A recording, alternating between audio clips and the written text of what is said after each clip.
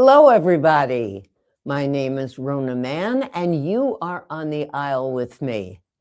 And last night, I went to the Trinity Repertory Company in Providence, and it's unusual that I would be sitting here today giving a review right away, because that's not how I roll. How I roll normally is I like to see a show. I like it to marinate in my brain for a day or two, and then give my opinion. But I found after seeing The Roommate last night that the entire review was written in my head as I drove home from Providence, because I haven't been this excited about a show in a long, long time. This is a wonderful show that Trinity has chosen to do. It's a beginning and it's an ending. It's a beginning because it's one of the very first of their season, and they have a very exciting season. And it's an ending, sadly, for Kurt Columbus, who has been their director for the last 20 years and has done some magnificent things with Trinity Rep. Have I liked all of the shows? No, but I doubt anybody likes all of the shows. But he has really raised the bar, brought it to a different level from his predecessors. And that doesn't mean that there was anything wrong with the predecessors. Everybody puts their own mark on it. He put a heck of a mark on it. I remember the very first show he did. He is schooled in Russian, and he can write in Russian. He can do playwriting in Russian. And he did The Cherry Orchard, I believe, was his very first show. And it was wonderful. That was in 2006.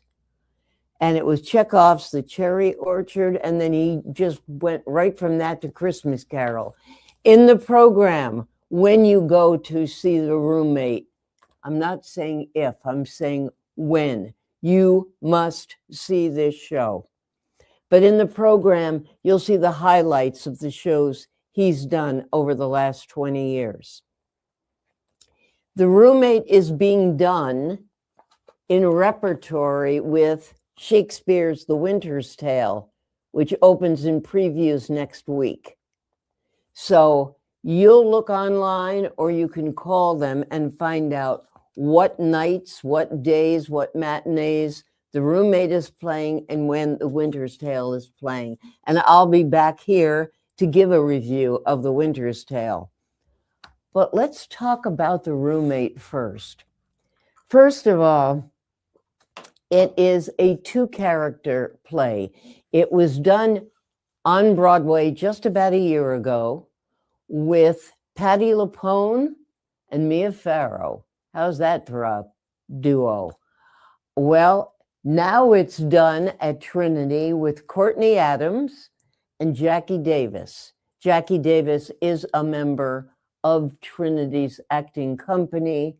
Courtney Adams has been around a while, but is new to Trinity. This was her debut. And these two, what a chemistry they have. It's just amazing. It does say in the program they've been friends for years. They've always wanted to work together, but it's like they've been working together for years. They just have a rhythm, and they have such a love of each other and a respect for each other as actors that comes right across the footlights. It dawned on me as I was driving back, one of the many things, that this is a rare show lately. Normally you go to the theater, and whether it's Trinity, the GAM, Burbage, any one of a number of plays, a number of theaters, that you hear a fair amount of four-letter words. Not so here. Maybe once. It's a comedy. And as they say at the beginning, or as Kurt Columbus said in his little curtain speech at the beginning, can't we just use some comedy right now? And it is. It's not farce, it's comedy.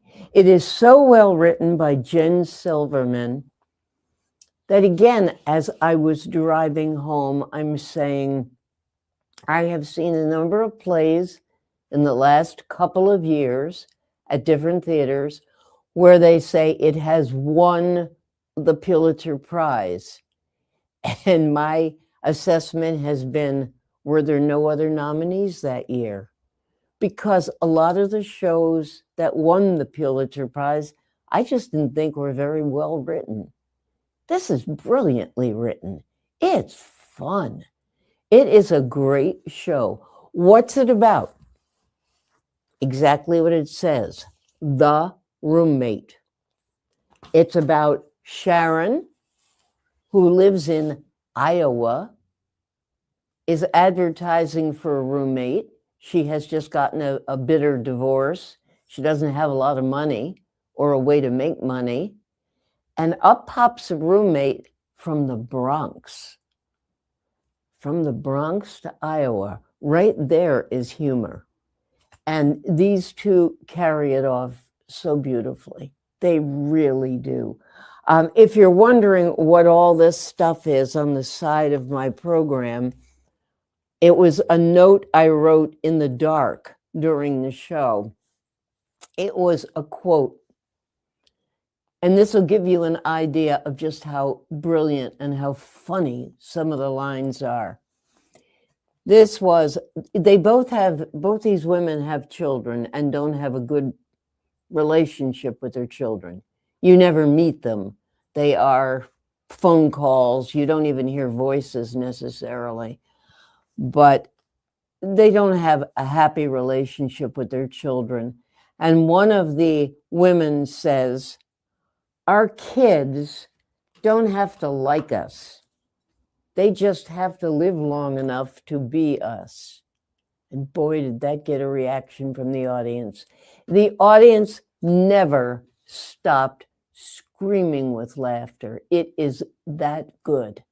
It's like The Odd Couple reimagined for 2026. It is really a brilliant show. What can I say about it? The actors, I have nothing to say but praise for them. They are magnificent. They must have some very professional dressers behind the scenes, because every scene, and there are a number of scenes, these actresses come out in a different outfit. And it's only been seconds, or so it seems. They are getting in and out of clothes so quickly, and wigs too at times. The set people are terrific, because when a scene ends, the lighting kind of goes to a half light, and the scene people, there are two of them, come out and they're moving different things around, bringing boxes out, bringing something in, and they're into the show too. That's all I can tell you. I don't want to give away too much, but there's a couple of really great scenes that end with some really fast rock and roll type music. And when the scene people come out to remove things and bring things in, they're into it too. So if that's a Kurt Columbus director's piece, Kurt, you did a heck of a job. Speaking of the direction, and I don't know because obviously I wasn't there during the process, I suspect that he didn't do a whole lot of direction. I suspect that these two actors, who are so good, more or less did what they did. And he probably fine-tuned it, tweaked it, but I think they directed themselves because they were that into it. It is a wonderful show. It is going to be on until the 19th of March. Again, the roommate in repertory with The Winter's Tale. So when you call or go online, you might want to buy 2 tickets. You don't have to, it's not required to do so. Can you bring the children? I don't think they'd be interested, frankly. I think it would be, most of the references would be above them. It is an adult comedy, but not an adult comedy where it is going to affect people's sensibilities. If you're a little sensitive about words and things, no, you won't be. You'll be too busy laughing. It's such a good show. I can't say enough. So it's The Roommate.